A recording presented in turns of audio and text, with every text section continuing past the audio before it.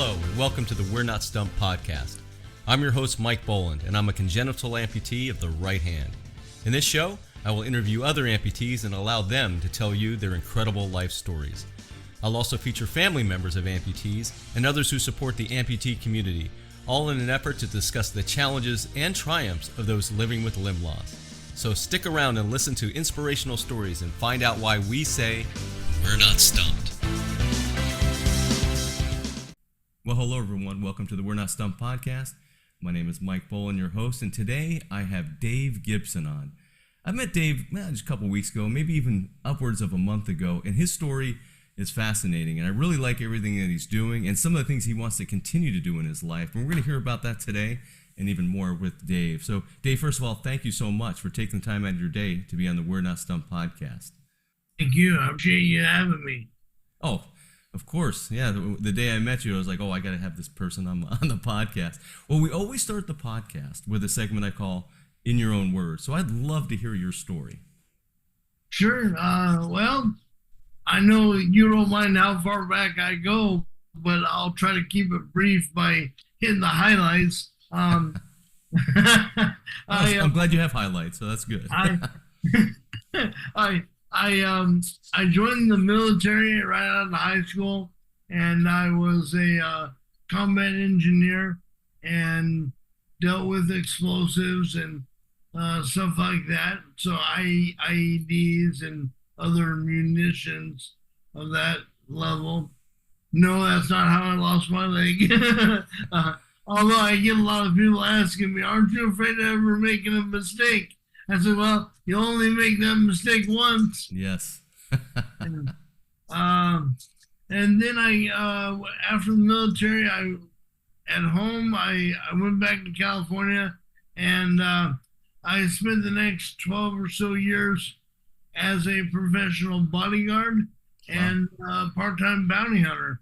Wow. And so, and of course, a lot of crazy stories from that as well, but we won't get into that.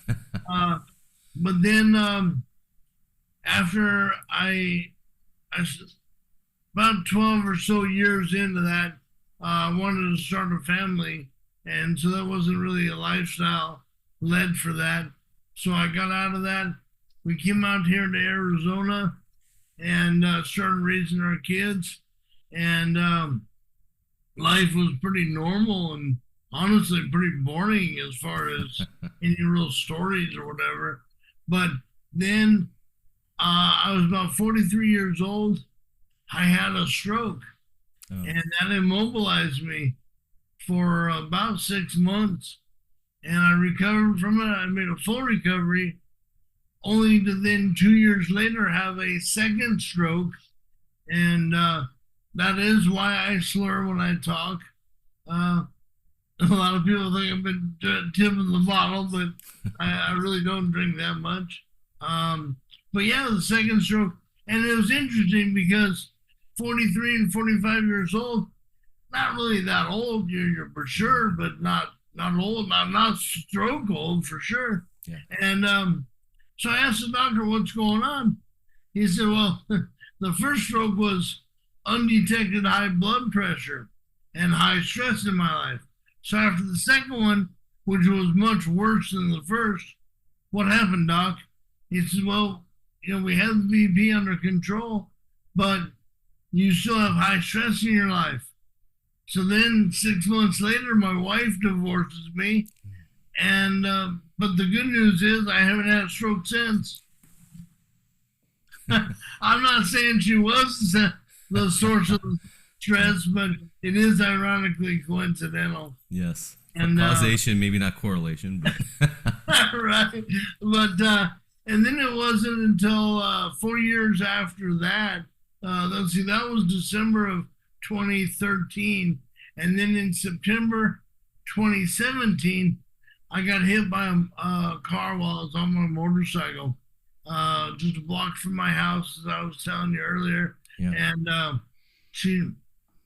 gal was coming the opposite direction and just made a left turn. Cognitivity distraction is all it really was, meaning she wasn't on her phone, she wasn't messing with the radio, she just was on autopilot going home, thinking about what am I going to make for dinner, take the dog for a walk, whatever. And nothing that I or you or anybody else hasn't done 1,000 times ourselves. And so I really surprised a lot of people when everybody was saying, oh, we're praying for you. I said, well, don't worry about me. Doctors are taking care of me. Pray for the other driver. And I really surprised a lot of people with that because I remember seeing the fear in her eyes. She was so worried about what happened. And, I mean, not for nothing, but it didn't bother me. I mean, yeah, it hurt, but sure, stuff happens, and I know she didn't mean to do it, so I don't hold ill will for something like that. Well, that's very nice of you, and that's is that 7 years then? You said 2017, I think, right? Yeah, we're coming up on 7 years this September, and it's been a wild ride because first of all, it took 3 to 4 months for my upper leg to heal to even get a casting for a socket. Yeah. Okay. And then after that, going through that process. So it was a good 6 or 9 months before I even got a leg to learn how to walk on. And then when I did, I kind of went overboard and I went back into the gym, started working out again, went to a boxing gym. I love to box and do martial arts. And so I got into the boxing gym, got in there and started hitting the bag every day. And I did it so hard that I created a blood clot in my leg. Wow. So my leg swelled up. I couldn't wear the socket for 3 more months. So It took me a long time of pacing myself and saying, okay, don't overdo it, gotta whatever. And so it took a while before I finally settled into a groove of learning how to walk again. And that is something that's a huge difference.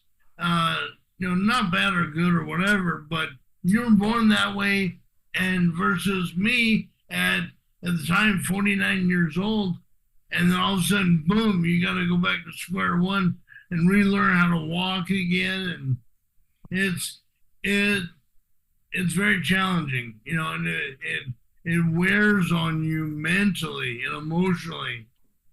But what's interesting is I've taken a very philosophical point of view on all this. You asked me one of the questions, biggest challenge or whatever, but I don't see my life as having lost a limb so much as gaining a perspective. And as corny and cliche as that might sound, it truly was what happened to me when I woke up and didn't have a leg to stand on, literally. I was like, okay, well, I got to slow down, literally and figuratively, and reassess the kind of person I was, that I am, and who I want to be. And therefore, the first 18 months, at least, was deep soul searching. And I think that's what a lot of people that don't face what we face, they don't realize. It takes them something else, maybe drug addiction or whatever, to hit rock bottom. To me, that wasn't hitting rock bottom. It was just hitting that point of holding a mirror up to yourself and realizing, okay, this is what God has planned for me. And that's kind of a good Christian joke is, you want to make God laugh, tell him your plans, and because, we can plan all we want, but he's the one that knows the path. So I have to stop trying to be in such control and just kind of go with the flow sometimes. You can only handle what you're given. And I've been given some interesting obstacles to overcome. Yeah, you definitely have. In hearing your story, one of the things I want to ask is, how is the driver? Do you know? Do you have any relationship with that person, or I is it? don't. Okay. I do know who it is. Okay. It's funny because in going back to my church men's groups that I would go to regularly, a lot of guys were asking me. I'd ask, pray for her. They'd ask me her name, and I would say that doesn't matter. I wanted to keep it anonymous. Uh, that's not important. God knows who it is. Just pray for her. And one guy kept pushing and pushing, and finally I'm like, okay, you want a name? Call her Kim Kardashian. And just pray for her. That's fine. What I would like to do is probably right before I release my book. I am writing a book right now, and I think right before I release it, I would like to give her a copy of it, and just kind of let her know that I want her to know firsthand. A, I forgive you, so don't worry about that. And B, you helped my life. You didn't hurt my life. You helped my life. And I know a lot of people kind of take back on that one, don't understand. But again, it's that not losing a limb, but gaining perspective and realizing that had that event not happened, there are a lot of other things I would never be privy to.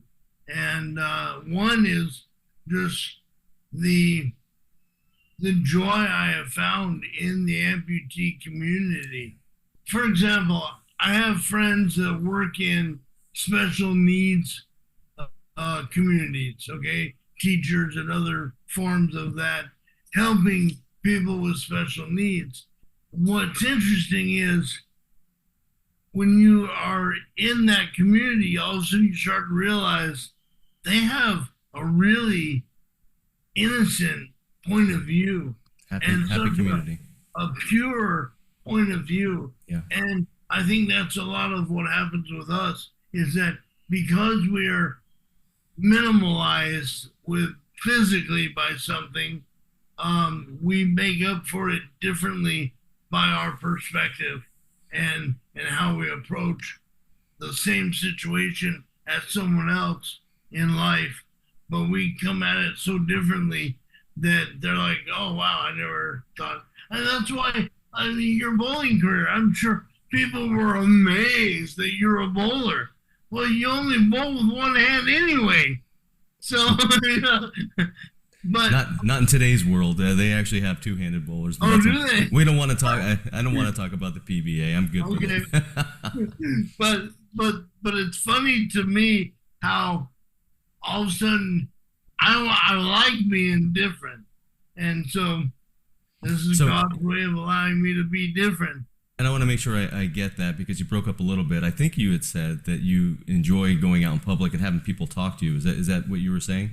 Yes, very much. Continue. I apologize. It just broke up a little bit, but I definitely want people to hear your perspective on that. Well, it is interesting. I will say that after my strokes, before I lost my leg, because I talk different, and sometimes the look on my face is one of, kind of, I look drunk, and people start to look at you and, what are you, drunk? Are you on drugs? And it was frustrating. I hated that they didn't understand. So I became embittered because you're just making assumptions about me. Yeah. And so I actually would wear a scowl on my face, look as mean as I could, because I didn't want to talk to you. But because I had a service dog with me, they would always walk, oh, what a cute little dog, oh, cute, They ask the same questions over and over and over. And it would force me not having such a problem enunciating. And it was interesting because out of that bitterness, once again, that dog saved my life, was able to open me up. And despite not wanting to talk to people, I came to realize that was the very thing that my speech therapist had been encouraging me to do. Wow. And I was so angry about it. Wow. So, but it wasn't until I lost my leg, Yeah. and I wear shorts most of the time, so people see it right away, and now it all kind of comes together. Oh, he talks funny because obviously something happened. And it's like, now I don't have to spend all that time explaining myself and answering these stupid questions over and over and over. So I don't know how that comes together, but it just means that I have come to embrace my situation, and having the limb loss actually made all the other issues easier to deal with, and made me realize that I also I've been noted as a beacon of strength in character, strength in emotional stability, whatever, because so many people, and I'm sure you've heard it too, people walk up to you and say, well, I don't know what I would do if that happened to me. And it's like, well, not like I planned it, you know. So, Yeah, I guess I didn't either. yeah, I mean, you just, you know what I'm saying? We just do what we need to do. Oh, yeah. Yeah. I agree. And that's the same thing that they would deal with if something like this happened to them. They just don't know it yet. Yeah, that's one of the... So, yeah, go ahead. I'm sorry. I was just going to say, it makes me embrace it by saying to myself, that just tells me I'm stronger than other people. Yeah, that's a really good way. You said you didn't know how to put it together. You put it together beautifully. So thanks for saying that. One of the things, though, as I was listening, and I wanted to ask this question before, but I think you've kind of covered some of it. But if as you look at your life, and you went through 2 strokes, not just one, and most people don't go through any in their life, and certainly an amputation of the left leg, and most people don't have that happen. When you look at your life and what you've gone through, which one, I'm going to use the word more difficult, and I don't know if that's the proper way to say it, but as you look back, which was the one that was harder? Which experience was harder for you? Definitely the second stroke. Okay. That hit me because it was the opposite side of the first one. So it took away that side of the body, but it also re-agitated the original problems on the other side. So my entire body from the jaw down shut down. And for several weeks, even months, I could not take care of myself. I could not feed myself, couldn't move, couldn't, go to the bathroom, and all of it. Yeah. Had to have somebody else helping me. And especially in the beginning, when you're not even able to verbally communicate or physically write something, it's inexplicable how frustrating, how terrifying it is. You're just laying there, cognitive of everything going on around you, but can't do anything about it. And what's worse is people would ask me a question, and then as I begin to answer, they would start guessing what I was going to say. I'm like, stop it. No, that's not what I was going to say. And then it would throw me off. I'd forget what I was going to say to begin with. And I'm like, just let me finish, So, but yeah, the second stroke was probably the worst for me, because what also most people don't realize is that the stroke, it shuts down what I call the gatekeeper, the emotional gatekeeper in your brain. That goes away. And depending on how strong the stroke is, for me, it was gone. I had no control of how I laughed or cried. And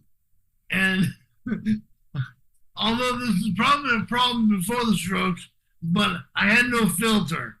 If I didn't like something, I you're gonna know about it. Well, is that something that improves over time, or is it continuing to this day? I've worked on it. I've relearned how to be appropriate. Because there was a time early on after the strokes where I could easily be very inappropriate. Yeah, well, you certainly have never seen that part of you, so it seems like you've definitely overcome that. One of the things I've noticed too, you were talking about your prosthetic journey, and I've seen you a few times. You were nice enough to come to a show of mine recently, and then today you're in a wheelchair. How do you? What is your thought process on when and where and why you wear a prosthetic? I wear it anytime I leave the house, only because I do want to try to fit into society the best I can, just for ease of everything. Sure. I spent, after the stroke, I spent several months in a wheelchair, and then 9 or so months after the amputation, I was in and out of wheelchair quite often, and even out in public using a wheelchair. And that was quite a process because I had bought a smaller car because I had a big truck. And so I had a second car that was a little smaller. I could put the wheelchair in the back, and I had forearm crutches. I'd walk to the front of the car. And so that's how I got around. And so it was a whole process of, got to go do this, then take this over here, do this. Yeah. And it was, I have a lot of friends that are wheelchair bound, and they are an inspiration to me because they make it look easy, man. I mean, one kid I know, he can jump curves in his wheelchair. He looks like one of those extreme X Games, yeah, skateboarders. He throws that thing around like he goes up and flight of stairs in a wheelchair. I'm like, dude, you're crazy. Well, I'll tell you what, something tells me if you were younger, you would probably be doing the same thing too. Yeah, probably. Yeah. So during your prosthetic journey, is there anything you could share with anyone else that may be going through their own right now, that some tips, tricks, some things to think about that can help them? Well, the biggest thing that I notice is don't compare yourself to everybody else. And in fact, the worst thing that I did, and I still do today, I compare myself to me. Well, I'm not the same guy I was when I had 2 legs. I'm not the same guy I was before 2 strokes. Yeah. So, I mean, heck, I'm not the same guy I was 20 years ago. So, why do I think I can still do those things? Am I stuck in my mind at, 25, 35 years old? I don't know. But I got to remember, don't compare yourself to others, and certainly don't compare yourself to yourself, because you're not the same person you were yesterday. You gotta work on today. And a lesson I learned from a kid that was a bilateral, is a young Marine I met at the VA hospital long before I lost my leg. And I was sitting across the hall from him. We were just sitting there, and I finally said to him, I never said this to another guy before, but you got some nice looking legs. And we got to talking, and I asked him, I said, are you ever bitter about what happened to you? And because he lost him in combat, and he goes, no, man, this is the best thing that ever happened to me. I said, really? How so? He said, well, I went into the Marines 5'8". I came out 6'2". What a great perspective. Yeah.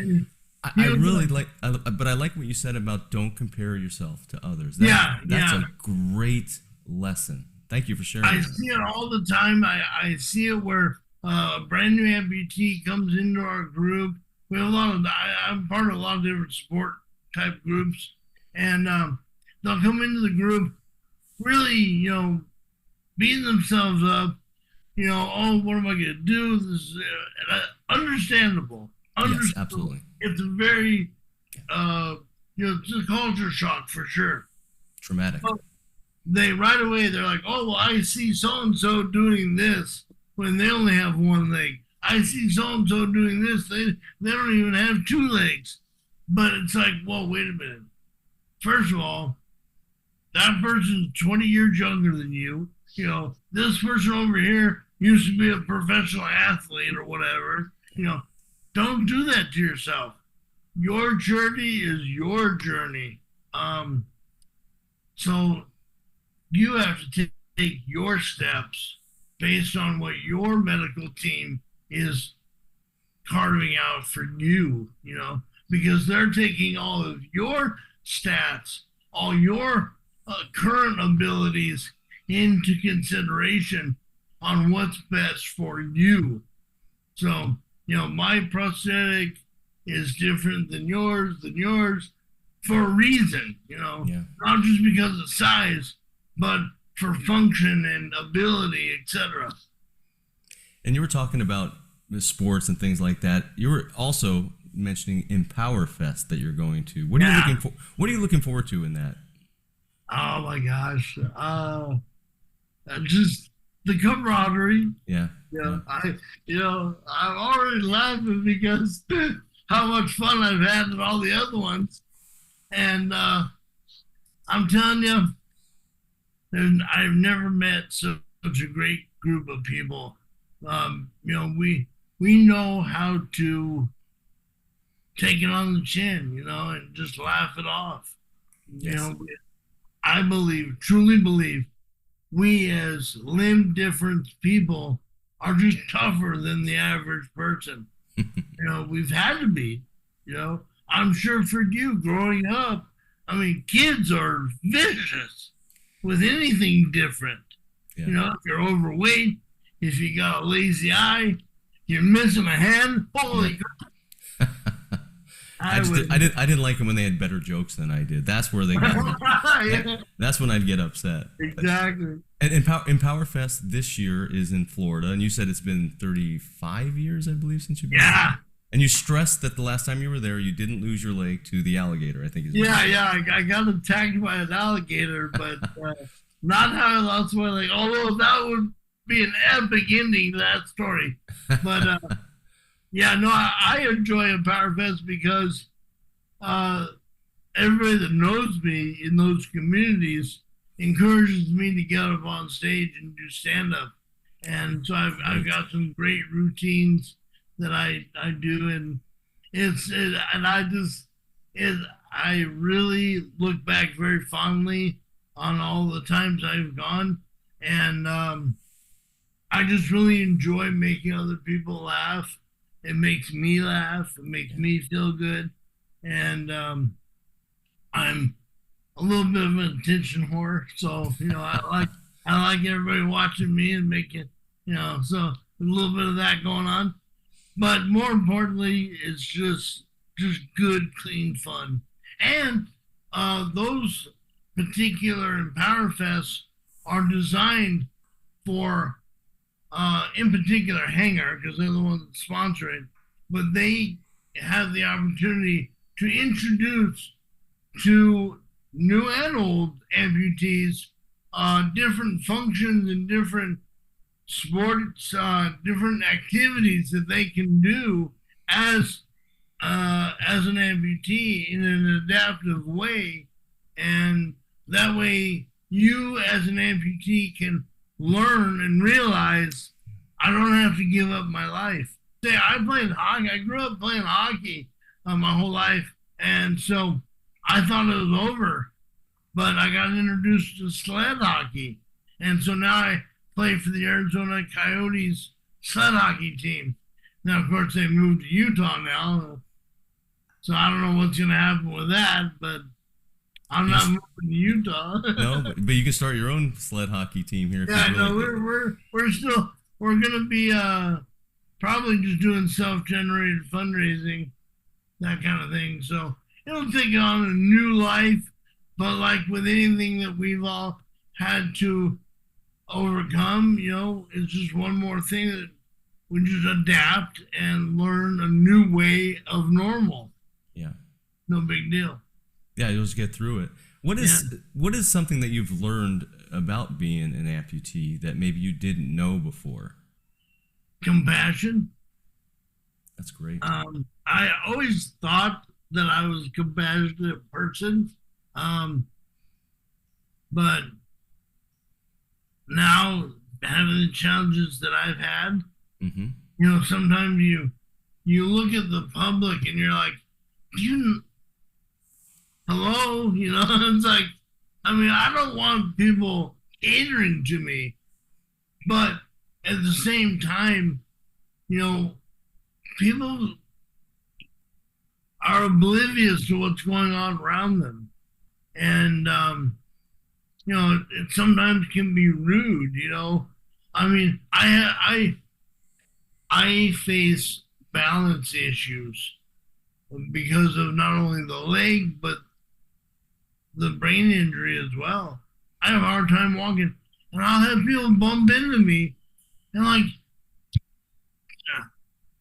how much room do you need? Yeah, exactly. And that's where the compassion comes in, right? Yeah. And so I've learned kind of both sides of that now, where I always thought I was a compassionate person, and now I'm even more so because I'm more aware, hyper aware of those little idiosyncrasies of someone else and the challenge that they might be facing, regardless if they're amputee or not. Do you find a lot of that compassion too within the community meeting? Like I met you at a support group that I think is fantastic at Hangar here in town. And it seems like that's something that's shared throughout the community. Would you agree? I do. Yeah, definitely. In fact, it was interesting because I happen to have a unique form of amputation where I still have my knee and the ability to articulate the knee. Oh, okay. And there was a young girl, same situation, and for the longest time she thought she was the only one. And so she and I hit it off. We started talking, and it was amazing because we were able to realize, I faced that issue, and had that problem. Oh man, it was great to finally realize I got to talk to somebody that knows exactly what I'm going through. And that's gonna be very important, I would imagine, because it just helps people through their own journey. Yeah. And that's what she's doing. So what are you looking forward to as you move forward? I know we talked about two things that come to mind. First of all, Empower Fest, but that's more of a short term where you're just going to be traveling there. But you also have a book coming out. I know that. If you want to speak to anything about that, I think that's fantastic. But anything else you'd like to share? Well, the book we named The Deepest Cut and subtitled The Inspirational Journey of a One-Legged Biker. And the premise of the book is not just to tell my story and all the fun little things that have happened, but my journey in finding myself and finding God, and how losing body parts helped me become more of a man than ever before. And so it's I'll say, fun journey that I've had, tongue in cheek with the word fun, but I tell it in a fun way, and I think it'll be interesting. Also, what's interesting is The Deepest Cut has a dual meaning in that, obviously, cuts as in injuries, physical injuries, but as a biker, we wear a vest, and it's called a cut because back in the day we had a full jacket, cut the sleeves off to just kind of show off that rebellious side. The guns. And also, the cut has what we call colors, your club colors, who you belong to. And so in all of that, spiritually speaking, emotionally speaking, I wear a cut and I wear the colors of Christ, and I share that with the world when I'm out riding and wearing that cut. So that ties into that journey that I went through. And so that's why the name is so relevant and so important to me. And where are you at in the process of that? Is it currently getting published, or? I got the first half written, and now we're working on the second half of the book, and then tying it all together, do a final edit, and publish it. My goal is to have it out by the end of summer of this year. So, late August, early September, hopefully. So. Well, when you get that book out, make sure you come back on the podcast. We got to do some promoting. We got to get. Absolutely, I would love your help with that. Oh, so, I'd love to lend a hand, but of course only once. Right. Right. Yeah, we always got a joke. Dave, thank you so much for your time today on the We're Not Stumped podcast. I really appreciate it. Your story is one that it has many facets, and I thought it was very interesting how you were talking about the book, and you said some of the fun things that happened to me. And I think some of those fun things you were referring to, tongue-in-cheek as you said, was a little bit more of the amputation and the strokes. But hearing how you've come out of the other end, a better person, as you say, I think it's a great story for so many others to hear. Yeah, and one thing I've noticed, and maybe it's partly because I'm a vet, but there are a lot of people out there, they want to hear that gory part of the story. It's interesting because what I've realized, and I've even actually asked people, why the morbid curiosity of this or that? Why do you want to know about my combat tours? Why do you want to know about my accident? Why do you want to know? It's because it goes back to what I was saying about the strength. People want to be strong, but they're afraid. They're afraid of change. They're afraid of obstacles. They're afraid of adversity. And when they come across people firsthand like me or you and realize what we've had to go through to even keep up with normal pace of life, they want to know, how did you do that? Because they haven't had that kind of adversity in their life yet. And I feel that it's important that you and I share those stories to help strengthen them so that when their adversity does hit them, they'll be ready. Or maybe even one of their loved ones or somebody in the family. You never know who it's going to help or hit. Yeah, and I think these stories do help quite a bit.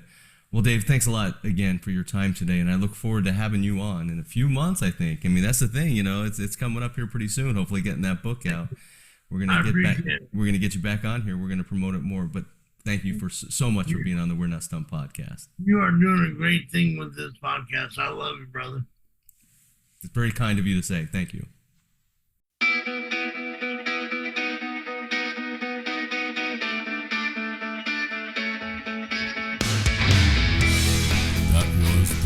Stumped podcast, hosted by Mike Boland. If you want to be a guest on the program, reach out to Mike at his email address, mike@mikeboland.com. This podcast is produced by One Hand Man Productions. If you are looking to start your podcast, go to onehandmanproductions.com.